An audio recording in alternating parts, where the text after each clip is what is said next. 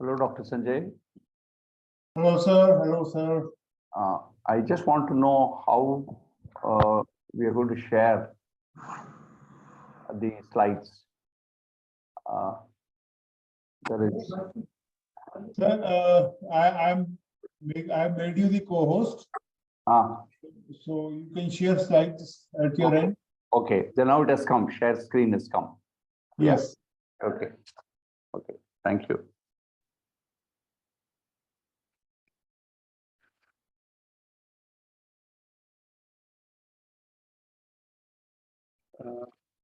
Amrita.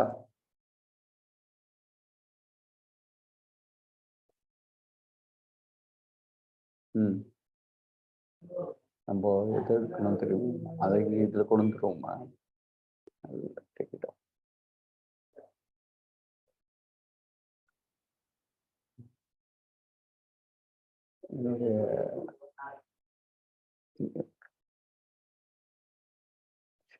இல்ல actually நீங்க share பண்ண உடனே ஷேர் ஸ்கிரீன் போடுவீங்க இல்லையா அதுக்கப்புறம் you can open your Yes sir, we can see your screen. இது போணுமே இது போகும் இதுதா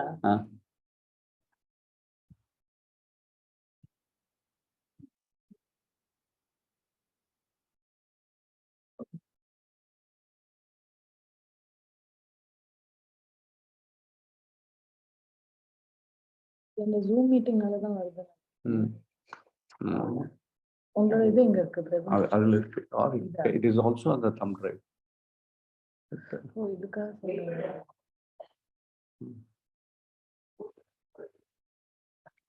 இது எப்படி அழிக்கிறது இது போடலாம் back to meeting share screen போடு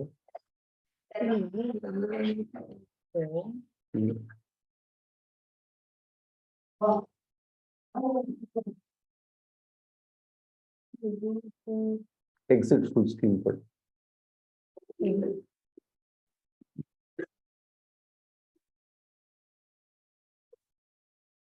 இந்த ஸ்கிரீன் அத வேணா இங்க கொண்டு வந்துருவாங்க இங்க தானே இருக்கு உங்களோட பிரசன்டேஷன் இந்த ஏரியால வேற எங்கயாவது இருக்கா இதுல இருக்கு நம்ம டிரைவ்ல இருக்கு இது போடு இல்ல it open new presentation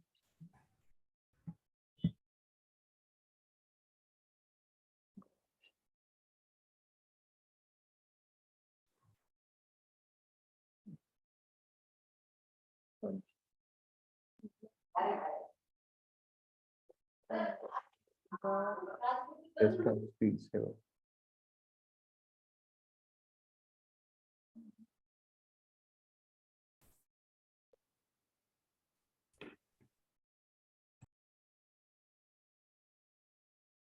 Desktop screen saver. இது வந்து இதுதான் வரும் உங்களோட இது இது வால்பேப்பர் மாதிரி ஓஹோ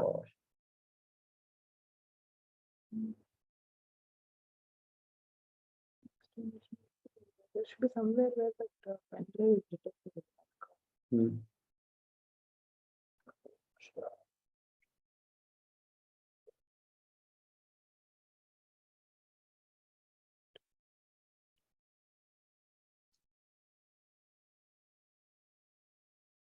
போட்டு வரலாமா இல்ல நீங்க can you log out of the meeting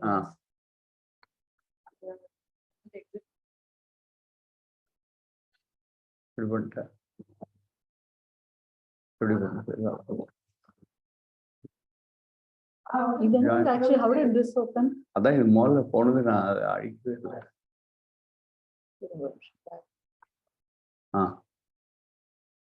can you leave once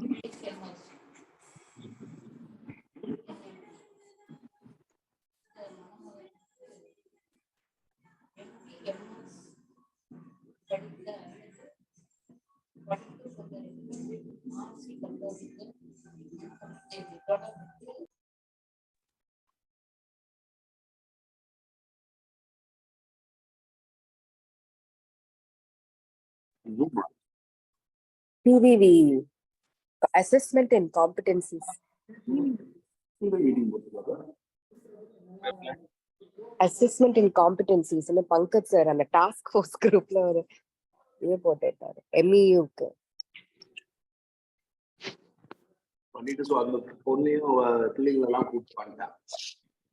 Airport Authority Association, airport பக்கத்துல கல்யாணம் பண்ணுவோம்.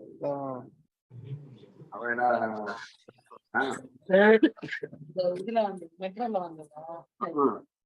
நீ வாங்க மெட்ரோல கூப்பிட்டு வந்துருக்கான். மெட்ரோ ஸ்டேஷன் பக்கமே மண்டபம். நான் கார்ல வந்தேன், ஆபீஸ் கார்ல. அப்புறம் முடிச்சுட்டு நம்ம மெட்ரோல போய் கோயம்பேடுல இருந்து உன் கார்ல வீட்டுக்கு போயிடலாம் அப்படின்னு சொல்லிட்டு வர சொன்னேன். பட் அன்பார்ச்சுனேட்லி மெட்ரோ ஸ்டேஷன்ல இருந்து வாக்கபிள் மாதிரி அந்த ஒரு விக்கெட் கேட் இருந்தது, அதை நான் கவனிக்கல. கார் போற ரூட் கேட் எல்லாம் க்ளோஸ் பண்ணிட்டாங்க. ஏர்போர்ட் வழியா உள்ள போயிடலாம், கொஞ்சம் வர வேண்டியது இருந்துச்சு.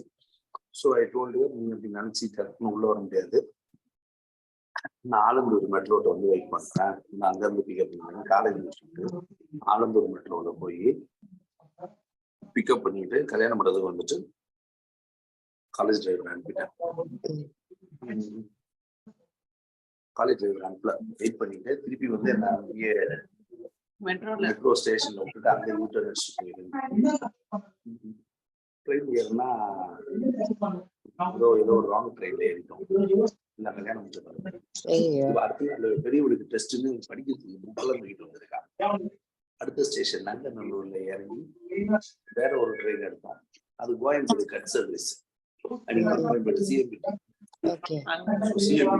அடுத்த ட்ரெயின். அது இறங்குறப்ப நான் எலக்ட்ரிக் ட்ரெயின் இருக்க மாதிரி எதையோ நிக்கிற நேரம்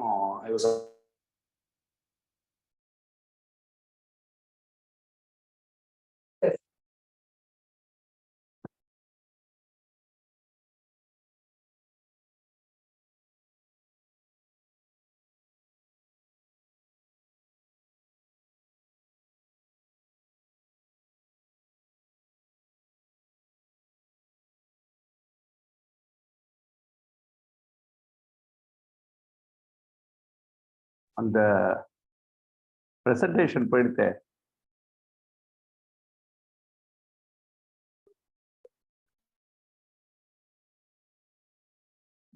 Your net connection went off, so maybe your presentation disappeared. நம்ம ஊரு பேர் பேப்பர்ல வர அளவுக்கு பெரியானவர்லாம் போட்டிருக்கேன் அப்படிங்கிற என்னென்னப்பா நாங்க பண்றதெல்லாம் உடம்பு தெரியலன்னு கியூல நிக்குது. டாக்டர் பார்த்துக்கிட்டு வருது எழுதி கொடுத்துட்டு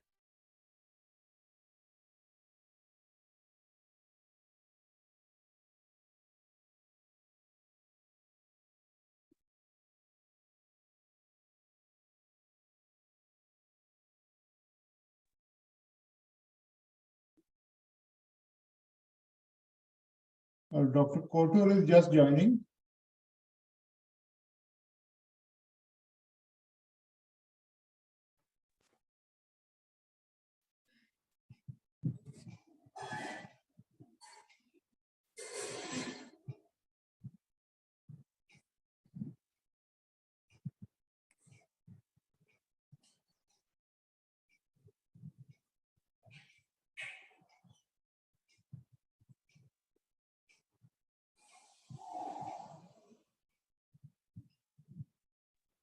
Yeah. Dr. Sanjay, can you see the screen? Yes, I can see your presentation. Oh, you can thank make you. it full screen. I'll do that. Dr. Kotur is just joining. He'll be speaking. Oh, no problem. I'll wait.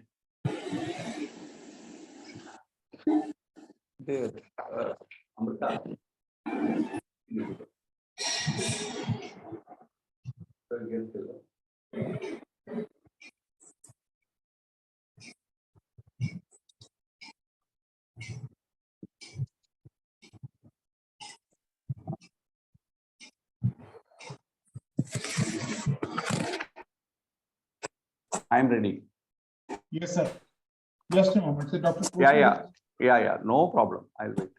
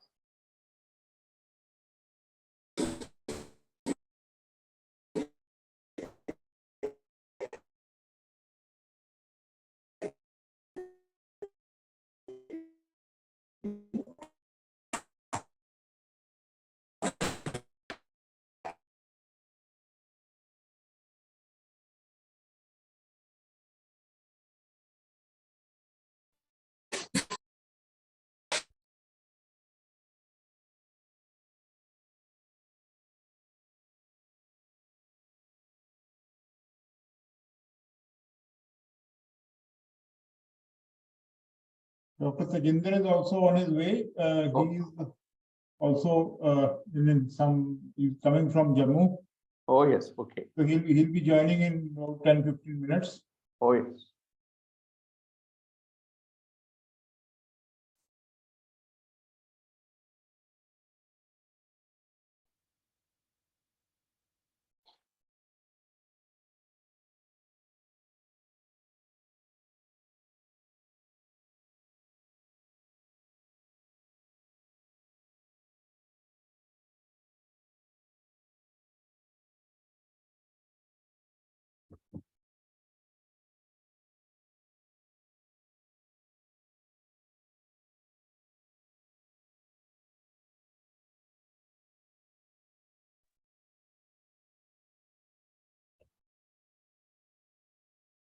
Yeah, Professor Sanjay. Yes, sir. Are you able to hear me? Yes, sir. Well, friends, welcome to the next Project Samman lectures. Today we are honored to give the award to Dr. Vijayraghavan. He is the Vice Chancellor of SRMC. I hand over the mic to Professor Premnath Kotur, the Dean AVMC. Over to you, sir. Yeah. Thank you, Professor Sanjay. One second.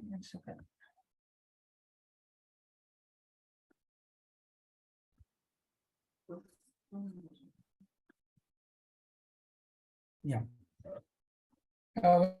Good evening to all the participants. Good evening to the resource person, Professor Vijayraghavan and Dr. Sanjay Bedi. At the outset, I thank very much to India for having given an opportunity to share this important session and also to introduce Dr. Vijayraghavan, today's resource person with oration assessment of competence. And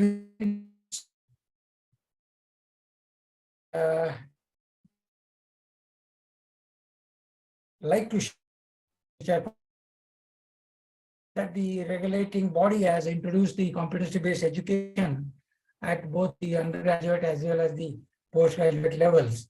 And for the past 3-4 years now, at the PG level and in the UG level, we have halfway through the implementation of this new competency-based curriculum, especially in UG, and the PG, the first batch of exam has taken place.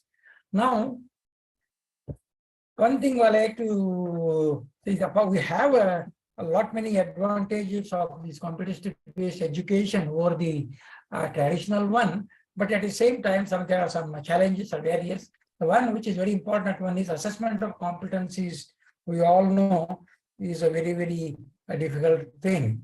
To facilitate that assessment, competency has been, the subdivided, like, into milestones, various levels of or interest-level professional activities in each of these competencies, so that the fragmented component of each of the competence can be measured and can have an overall assessment of how competent a person is. And we have chosen the right person to deal with this relatively complex topic, Dr. Vijayraghavan, whom I know for the past couple of years. And we all know, he is associated with a regulating body in many capacities. And he is the orthopedic surgeon, and in the prestigious Center of Excellence, Shri Ramachandra, deemed to be University Chennai. And he is an orthopedic surgeon and medical educationist. And he has got an authority over many of the medical education subjects, which you yourself will be experiencing now. And just a minute.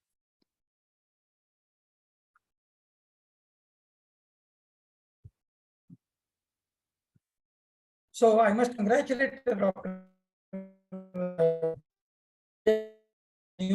This session on competency. He said subject-wise competency also he is going to start in the coming months. And this is I always believe that beginning is half done. Certainly this we are new area of competency. We are starting with Professor Vijayraghavan's lecture to deliver this prestigious Dr. Tasu oration. With these few thoughts, let us all listen to Dr. Vijayraghavan. Thank you. Can you all hear me? Can you all hear me? Yes, sir. Yeah. Yes, Yes, sir. Yeah. Thank you, Dr. Kotur, Yes, sir, sir. for that nice introduction. And thank you, Dr. Sanjay Bedi and the entire team of Medical Education India for actually conceptualizing and doing something like this on a regular basis. And I'm sure this will take medical education in India to the next level. As we predict what we expect to happen in the next 50 years, probably has happened over the last 10 years. The topic that has been which I have chosen and which was readily agreed by my good friend, Dr. Tejinder Singh, is about assessment of competence and competencies. And a good introduction has been given by Dr. Kotur on the subject. So I will just go straight away with my presentation and start talking. And I'm going to put my video off and go with the sharing. I'm sure you're all able to see my slides. Yes, sir. Yeah, we are able to see. Yeah. So my respects and tributes to a great medical educationist, Dr. Rita Sood, professor at All India Institute of Medical Sciences, New Delhi, whom we lost in the year 2021. And I pay my respects. And the first few slides is going to bring out the achievements of such a great person. Dr. Rita Sood actually did her basic medical schooling and post-graduation at the famous Lady Hardinge Medical College, New Delhi, and had her entire career as a medical teacher in the erstwhile All India Institute of Medical Sciences, New Delhi from 1982 till her demise in 2021. She was an astute clinician and an accomplished internist with a specific interest in clinical hematology, both as a medical practitioner and as a clinical teacher. And she established good leadership skills. And the most important thing is her bedside ward rounds are a testimony to her ability as a medical educator. Her passion as a medical educator won her many, many laurels in terms of achieving qualifications like M.Med from the University of Dundee. And then she also was the coordinator first and then the professor in charge of Medical Education at All India Institute of Medical Sciences. She was the founder president of Academy of Health Professions Education. She had published 2 books as chief editor and had several scientific publications, both on subjects in medical education as well as in internal medicine. She worked closely with the UNICEF and WHO, and also she was a fellow from the Feimer Institute, Philadelphia. As is expected, she was a great mentor to many medical educators, including me. She had a unique way of life. While the majority would feel burdened by the demands of healthcare, she also took special interest in education and research. She focused on all aspects and made a difference. She was inclusive. She was collective in her decision making, and also her forte was providing appropriate feedback to peers as well as to students. We had the fortune of having her at Sri Ramachandra on 2 occasions as a resource person in 2 different programs. And we all would really miss her as she succumbed to an aggressive brain tumor, leaving behind her husband and 2 sons.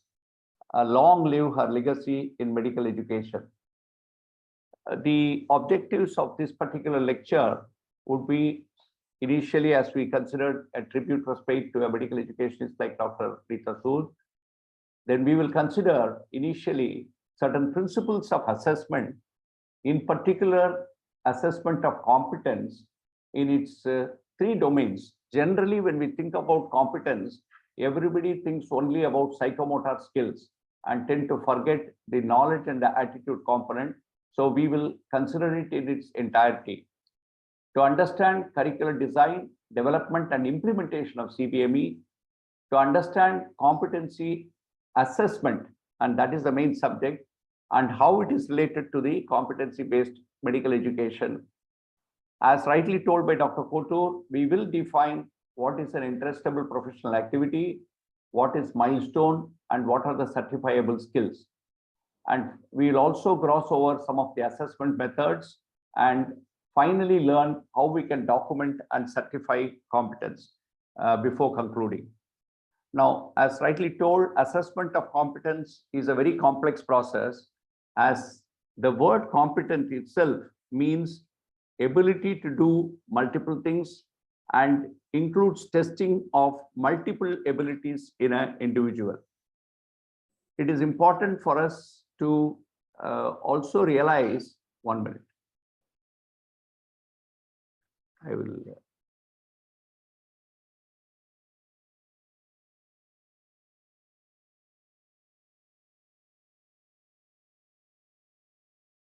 Yeah, so some of the great statements made by educationists like Miller and Mager are very important to consider during the introductory stage. Miller says that to change curricula or instructional methods without actually changing the assessment or examinations will achieve nothing. Changing the examination system without changing the curriculum had a much more profound impact upon the nature of learning than changing the curriculum itself. And it was also felt by Mager et al. That we don't care how hard the student tried, we don't care how close he got, until he can perform, he must not be certified as being able to perform. So these were some of the important observations that they made in order to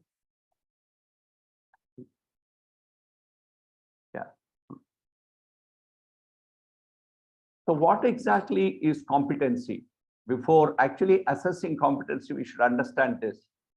As we rightly said, it is an ability to do something, but I am always impressed with the definition given by Epstein, who says that it is the habitual and judicious use of communication, knowledge, technical skills, clinical reasoning, emotions, values, and reflection in daily practice for the individual and community being served. So you see the number of components that you need to test before you can call somebody as competent.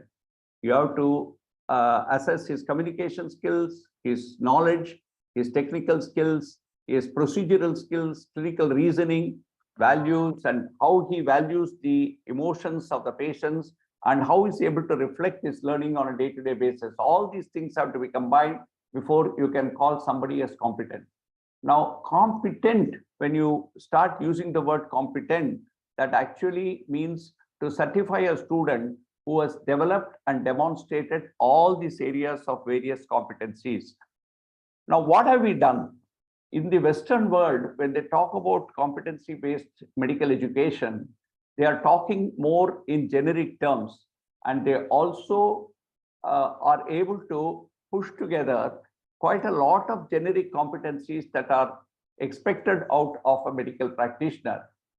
But in India, in order to bring in some of the concepts of competency-based education, we had to actually adapt a hybrid approach. That is, the subjects could not be left behind. So what was done was the subject-based sub-competencies were developed. That is in anatomy, physiology, biochemistry, whatever they were. And they were also defined in terms of the various domains. That is knowledge domain, the attitude domain, as well as the skill domain.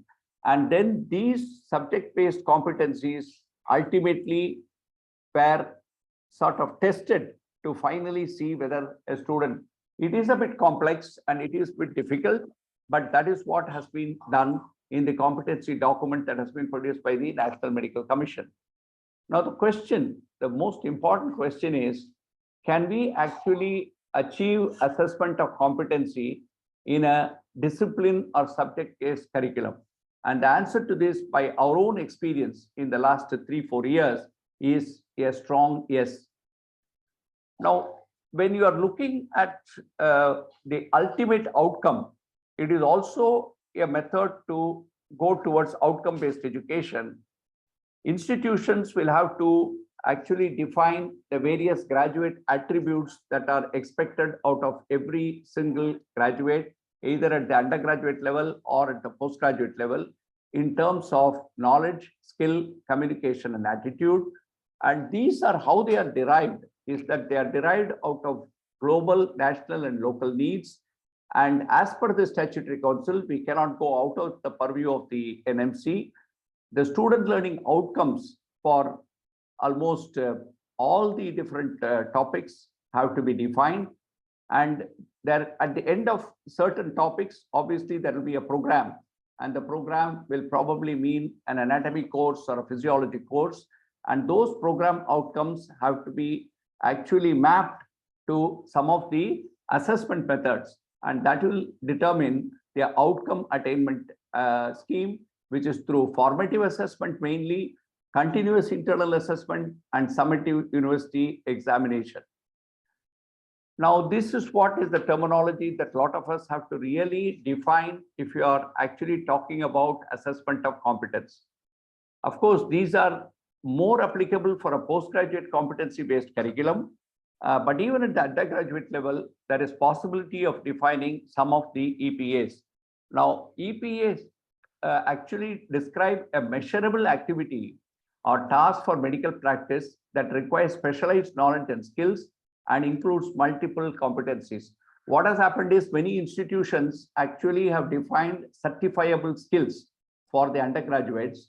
Now, those are actually EPAs, like simple things like giving an intramuscular injection or giving an IV, starting an IV line, etc. could be small skills which can convert itself into interestable professional activity.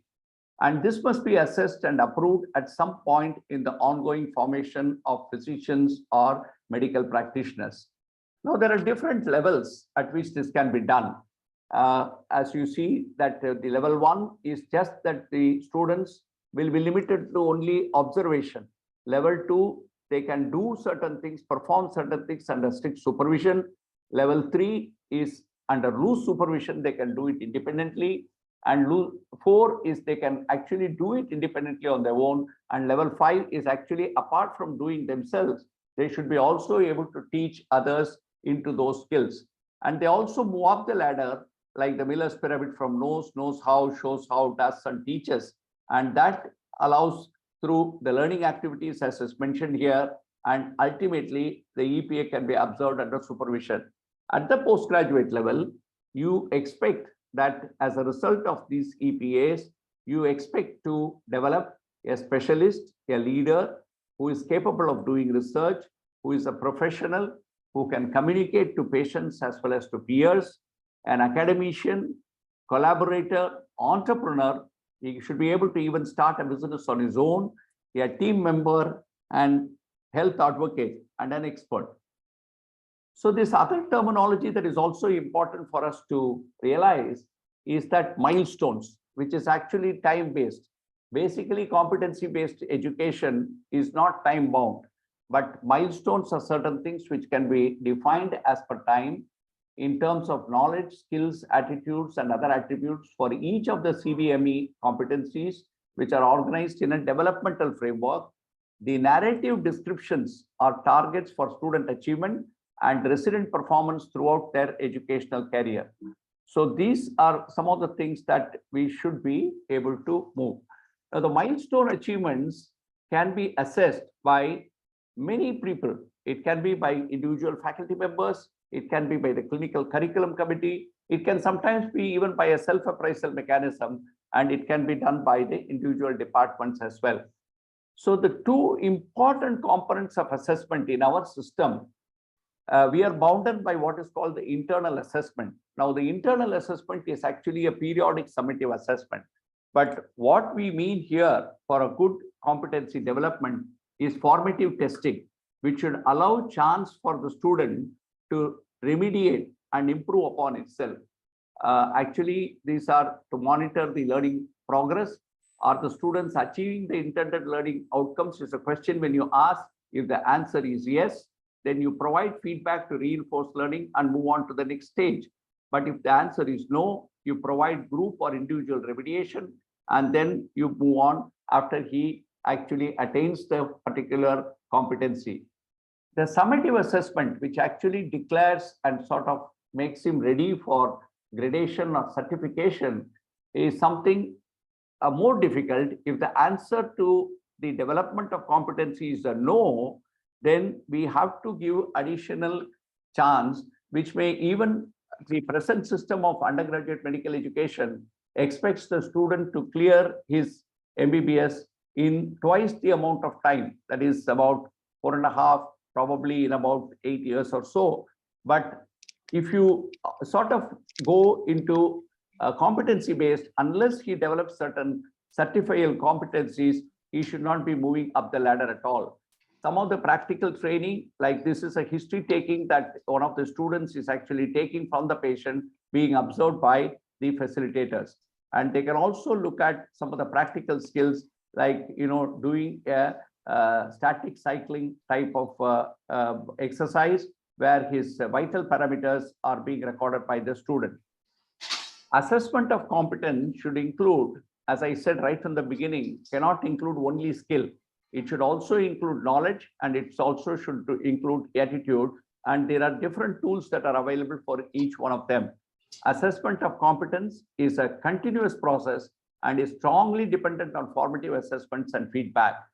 People should not mistake this only with the 2 or 3 internal assessment exams that happens once in a while in most of our systems.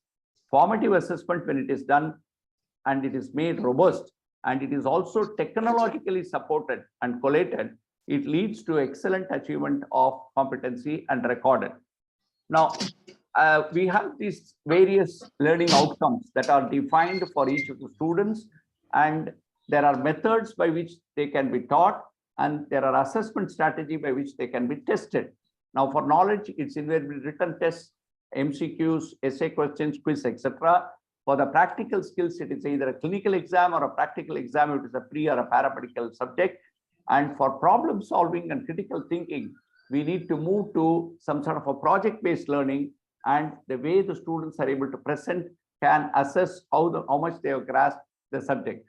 Communication skill is one of the most difficult things to be actually tested from the patient. We tend to listen to them as they present the patient details in a clinical encounter, or how they take a history and things like that. They are also expected to also give feedback to patients' relatives, so on and so forth. So that can be done to an extent through a short case and long case presentation. Social skills, team skills, and responsibilities. There are possibilities through project-based learning, presentation, or even actually with virtual reality type of exercises. Values, attitudes, and professionalism. There are methods, and I will talk about some of the tools, how these can be also measured. It can also be done in simple formats, but they are not the best methods to bring it out through written mechanisms, etc. Information management and lifelong learning skills. This is an art that most of us are learning through real practice on the ground, but this can be provided by allowing students to maintain portfolio, e-portfolio, or project reports. So these are some of the important competent assessments that can be done. That is in a nutshell, I gave you what are that. Now the knowledge component, everybody thinks that it is not a competency, but without knowledge, actually you cannot be performing skill, or you cannot even develop the attitude towards communication. So there is one thing called the declarative or the content knowledge. There are procedure or process knowledge and conditional knowledge. And I have given examples of various knowledge components, like, identifying the structure and function of an animal cell, describing the difference between an artery and a vein. Now, these can be asked in a question, in an essay or a short note question, but that is how we can move on different platforms.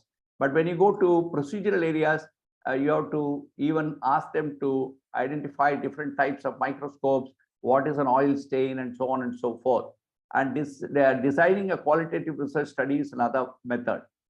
Now, in testing of knowledge, we all follow the same Miller's pyramid, and most of the time we can only test the knows and the knows-how component through our essay questions, long or short answer questions, and they have got their own positives as well as certain improvements that are possible. Now, essay is a tool that requires response in the form of one or more sentences, and it also has an accuracy and quality judged subjectively. There is not so much of an objective assessment, and it also has certain drawbacks. When do you actually use an essay as an assessment tool? It is mainly for knowledge assessment. It can also assess higher order thinking skills. Even in an MCQ, when you give a problem-based MCQ, then it checks the higher order thinking skills. It also brings out ability to organize thoughts and communicate in writing. The advantages of essay questions are, of course, it invariably assesses the cognitive domain. It can very simple one-word answer and things like that can call recall, but it can go on to comprehension, analysis, synthesis, etc. at higher levels of questions. Higher order thinking skills and ability to summarize subject and explain can also be brought out. But the limitations, most important is the halo effect. Once you start correcting the paper, if you find a particular answer happening in one of the questions, you tend to mark the entire paper based on that answer. So that is the halo effect. There is lack of objectivity. It is a time-consuming process to correct this and mark them. And there is also a limited range of content that can be asked in essay questions. Whereas the MCQ part, which is now being used extensively for competitive exams and also in the UG exams, in almost every paper, they face some 15 to 30 MCQ questions. It covers a large content of the syllabus. It is possible. There is a high reliability in scoring. Ease of marking can be marked by the computers themselves. The teachers are not required. Usually require less time in administering, and ease of scoring is good and overcomes the effect of poor handwriting by candidates and can test large sample of knowledge in a short period of time. The disadvantage, of course, it does not assess other domains of learning, chiefly the psychomotor domain or the affective domain. It is difficult to write, especially in certain content areas. It does not assess communication skill. It does not assess writing skills, conceptualization, creative writing, and all those things are not possible. Students can guess the answers right, and students can perform excellently well if questions are repeated. Now, Vijayraghavan is another method by which knowledge component is being tested presently. It, of course, ensures direct contact between the candidates and the examiners. Candidates can be simultaneously assessed by examiners. The chance for malpractice is very limited in a viva voce or oral examination. The examination is flexible, both strong and weak areas of candidate can be explored. Repeated oral examination enhances the communication skill of the candidates. It provides opportunity in knowing the learning environment, personal challenges of the candidates. Disadvantages, of course, there is a tendency to overrate candidates who are good orators. The personal contact may be a source of gender or ethnic bias. It lacks standardization and objectivity. Some candidates find it intimidating as well. Now, when it comes to attitude, I think the most difficult competency to be tested actually is the attitude component, because somebody may behave extraordinarily well during exams, but the next day when they are dealing with a patient, they can be totally different. Here, we have to consider actually assessing the feeling of the student or the doctor towards the patients, the respect or the response that they give to emotions and values of the patients as well. And it goes in various stages, like how does he receive, how does he respond, how does he value, how does he organize and characterize.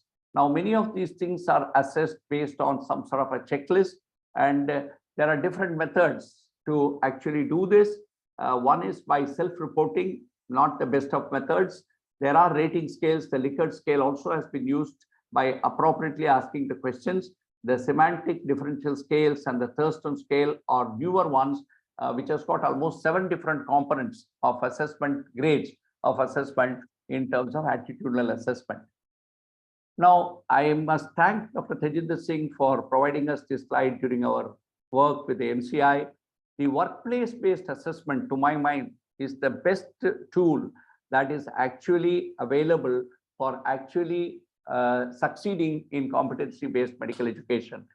The documentation of work can actually be done through e-portfolio or logbook or even clinical encounter cards. When you go to direct observation of certain other competencies that needs to be checked, you can use the mini clinical evaluation exercise.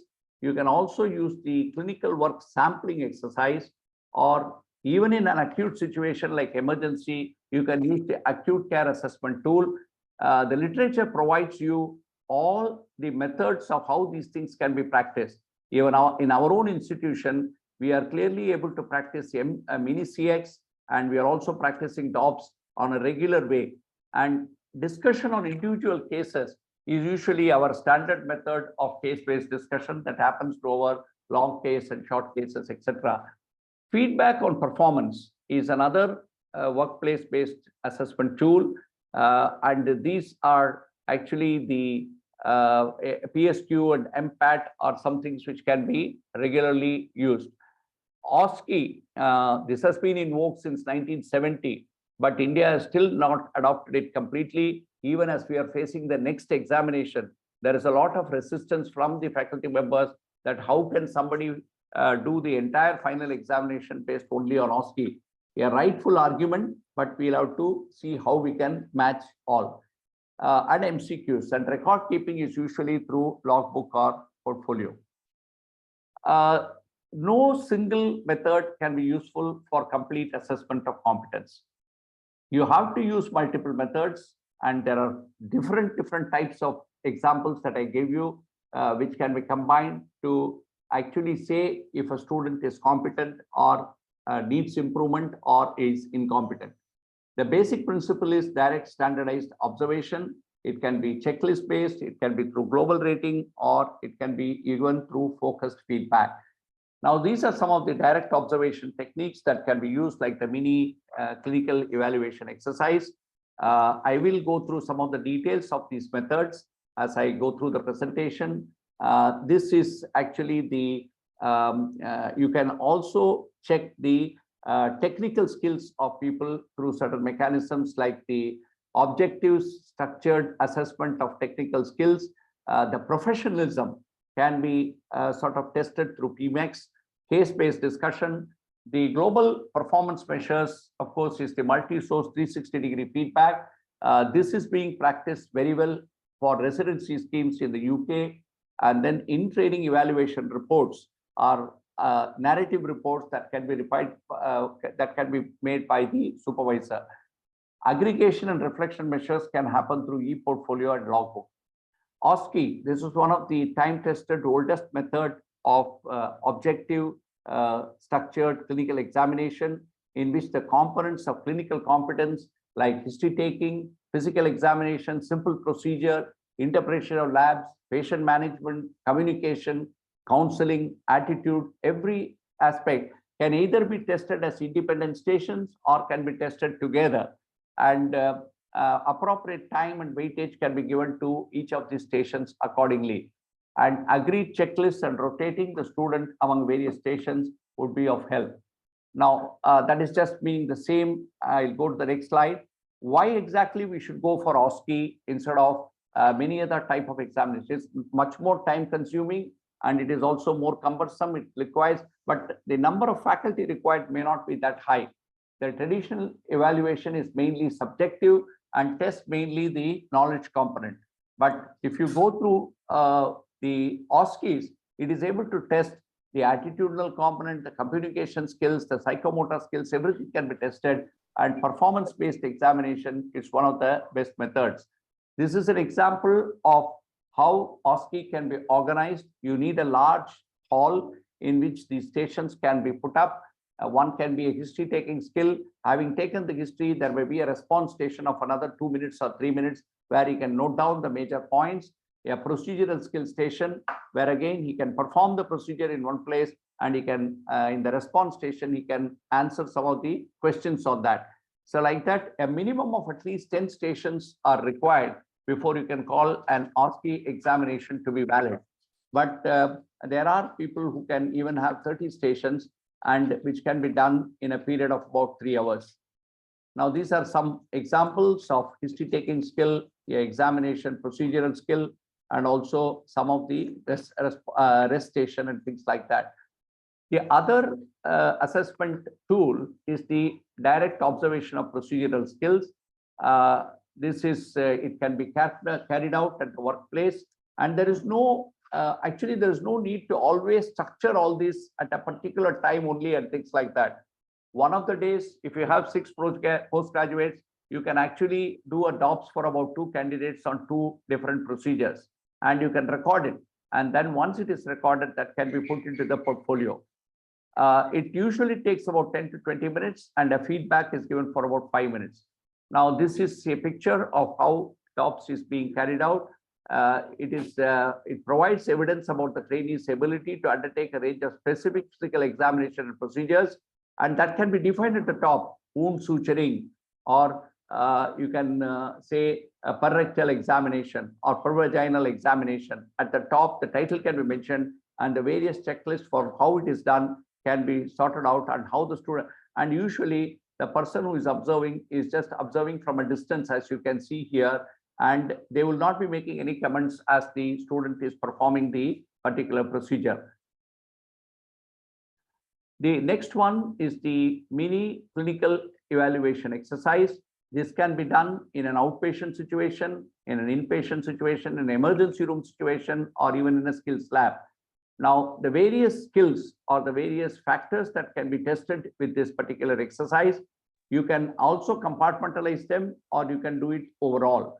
But that takes a little bit of hierarchy of learning from first year, second year to third year. Interviewing skills, physical examination skills, professionalism, how they greet the patients, how they counsel them, how they are making the patient comfortable. All those things will come under professionalism. Clinical judgment. As a result of these factors that they have assessed, they are able to make a judgment in making a diagnosis or a differential diagnosis, and then how they counsel the patient. And after they have done all these aspects, once they are competent, you actually call the patient's relative and explain to them on the condition of the patient. And then once the patient goes back, you give a corrective feedback to the students on what they did right and what they did not do right. Now, this is a particular method that we have been practicing for the last 10 years in our institution, and it is working quite well in terms of postgraduate medical education. It can be done even in a operation theatre type of situation.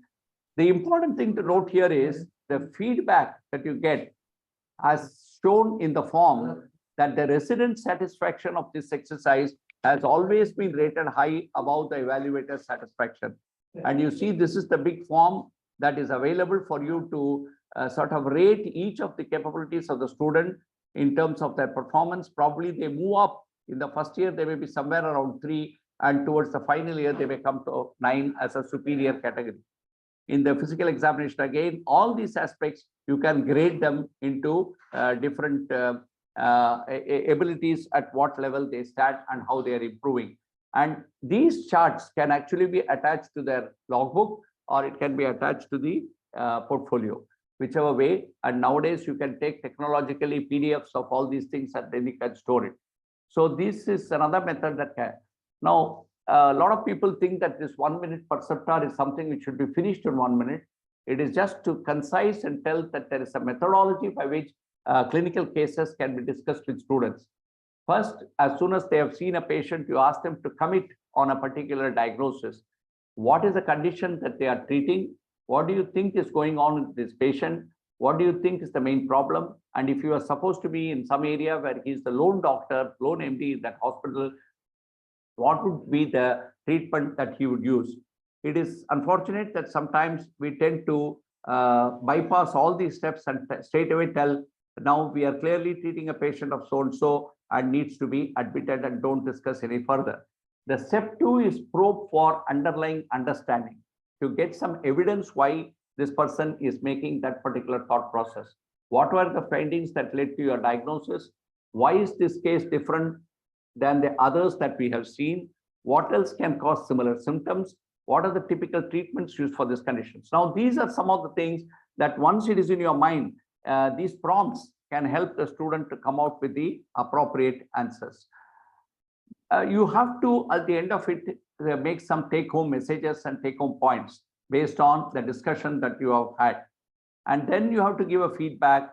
And here you highlight the positives that he did well and gently correct the errors in a ratio of 3:1. And this can be done on a daily basis. And this need not be only the professors who need to do, even a senior resident or an assistant professor can do along with the postgraduates. Sometimes they can even do this with the undergraduates. Be specific in your feedback and solicit feedback on your performance. Now, it is also necessary to, just as an example, I do agree that your diagnosis of depression in this patient is right. So thereby it is a very positive comment. And you can give a corrective action by saying, while depression is a clinical diagnosis, we still need to do some lab tests to assure that there is no metabolic component. And you can sort of continue with that. I'm just taking you through a 1 minute perceptor for a condition like a diabetes mellitus with cellulitis. And here you will understand you have to get a commitment of diagnosis. What exactly does the student think? Probe for evidence, which data supports that. What about diabetes mellitus puts him at risk for more serious problems? Feedback, tell them what they did right using the general rules and correct mistakes, and teach a few key things in the form of take-home messages.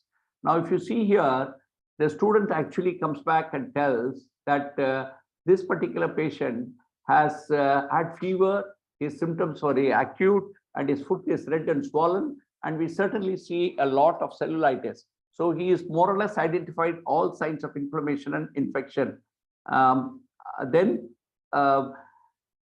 the next step is actually to provide some sort of a little evidence. Well, the amount of swelling is more than we usually see. I guess it is also unusual for him to have such a high sedimental rate. And your exam demonstrated that he has nerve and inflow problems. Thanks for going to the bedside and then finding out. So this is the type of conversation that will help students to learn out of this exercise. Then you come out and say, you are right, he definitely has an infection, and your antibiotics that you have stored are fairly reasonable, since this is acute and could be either an MRSA, MSSA, and you can then go on into the details of what these organisms are and how they affect and which are the type of wounds that they affect and so on and so forth. And you can take this type of discussion further. And you also look for deeper problems. We should do imaging that will provide greater detail on the extent of the infection and about of the inflow, both the arterial as well as the venous supply and so on and so forth. And lastly, the student, as a result of all this discussion, himself comes out and says, it makes sense, and given that maybe we should order an MRI, and that's exactly what is the expected outcome that you're expecting out of all these things. So this is a good method that can be practiced. It is time consuming a little bit. You have to actually know the case and plan it accordingly, ask for a commitment probe for supporting evidence, provide positive feedback, guidance, errors, omissions, teach general principle, and conclude. The other one is this SNAPS. This is another exercise that can be followed while you are discussing patients.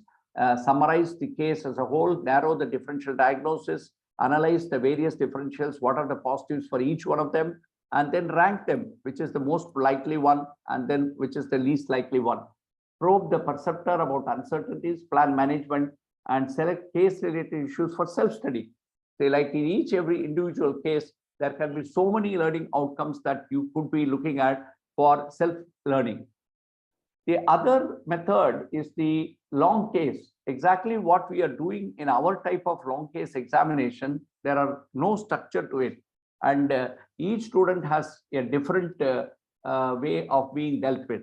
So the structured long examination record, as you say, or long case examination, consists of history taking, which you observe as he is doing, like the pace and clarity with which he is asking the questions and getting the data, communication process, whether he is comfortable, is he going in a systematic approach, is he jumping from one system to another. All this can be observed during history taking, and establishment of case facts. Now, when you come to physical examination, is he again going systematically? Is he going from head to toe? Whether he is going from skin to depth? And all this can be tested. The type of examination technique in the UK, you cannot pass a fellowship examination even if the patient winks while you are examination due to pain. So these are certain things that you need to take care. Establishment of correct findings. Management, of course, he has to order appropriate investigations, appropriate management, and these all come under the overall complex competency of clinical acumen. Now, portfolio, to my mind, is another important data which a student should be able to store. Presently, the method is logbook.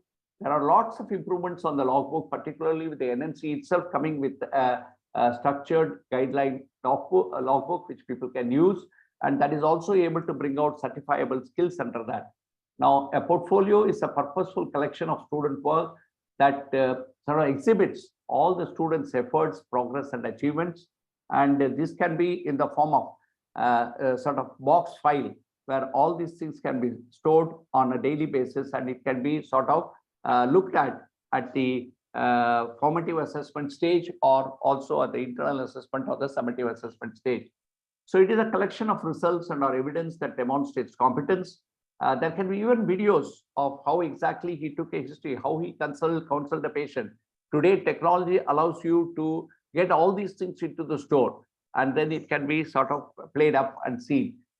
Usually paired with reflections, plans of actions, you are able to also bring out other details, aggregation of information, active role of the person assessed.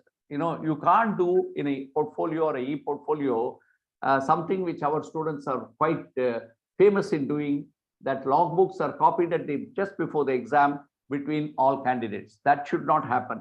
Reversal of the burden of evidence, but it is overall a sort of a container type of mechanism. It is a useful tool for outcome-based education. You can definitely certify set of the competencies, and it can be recorded. It can be used for direct learning activities as well, and be aware of too much of reflection. Ultimately, it should not be too exhaustive that itself becomes boring to read. It should be lean and mean. So in your e-portfolio, which is electronically maintained, your personal statement, your narrative writing, coursework, what you have done should be. See, there should be no reason for somebody to go into adjectives there. Exactly what has been done needs to be mentioned. Extracurricular activities also can get entry there, volunteer work, clubs, leadership positions, etc. Additional support resources like service learning, travel abroad, if you're gone, all that can also be entered, and project report can also be included.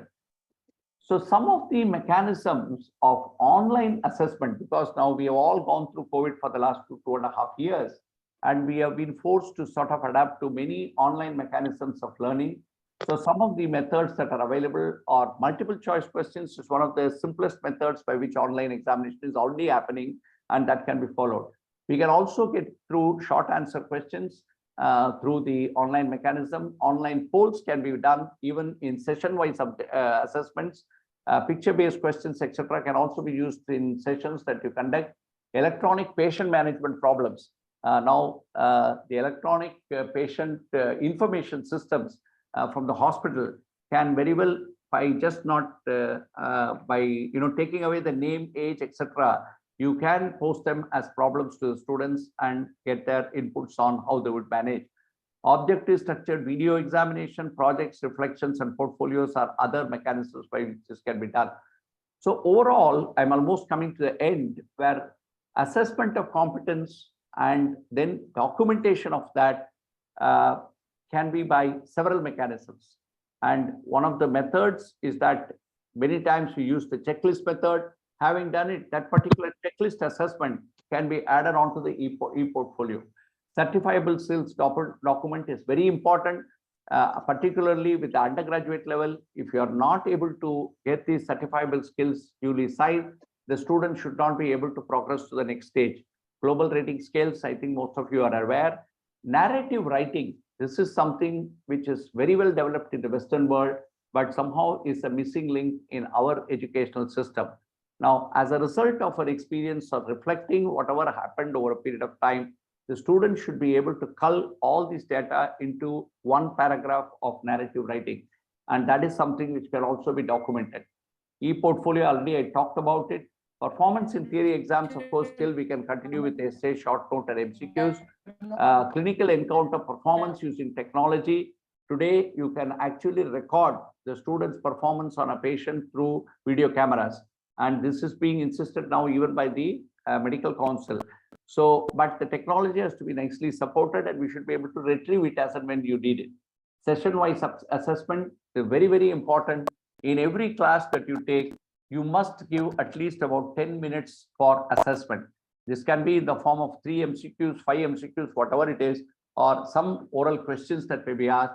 But definitely the classes should not be for more than 40 minutes of lecturing, and remaining 10 to 15 minutes of feedback from the students and 10-15 minutes of assessment. And the feedback response is another method by which go. So in conclusion, assessment of competence is extremely complex. Assessment of competence should integrate knowledge, skill, and attitude. Competence assessment can only be successful with robust formative assessment methods, and assessment tools with technological enhancement have to be incorporated in regular curriculum. I must really thank my mentor, Dr. Tejinder Singh, for taking my passion and interest towards assessment. And I thank you all for the patient listening. Thank you. Thank you, Dr. Vijayraghavan, for the lucid talk. Since this is an oration, we won't take any questions now. But I'm sure in case you have something very pressing or something which you think is very important and needs clarification, I'm sure Vijay will be happy to respond to you if you send him an email. Yeah.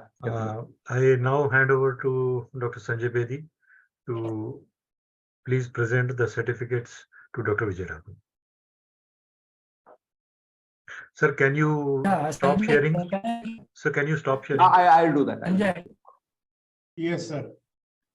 Sanjay, I understand. I'm put here. I understand that there is no scope for any questions for the oration, and I must thank Professor Vijayraghavan for giving a very explicit account of this. Yes, sir. So we now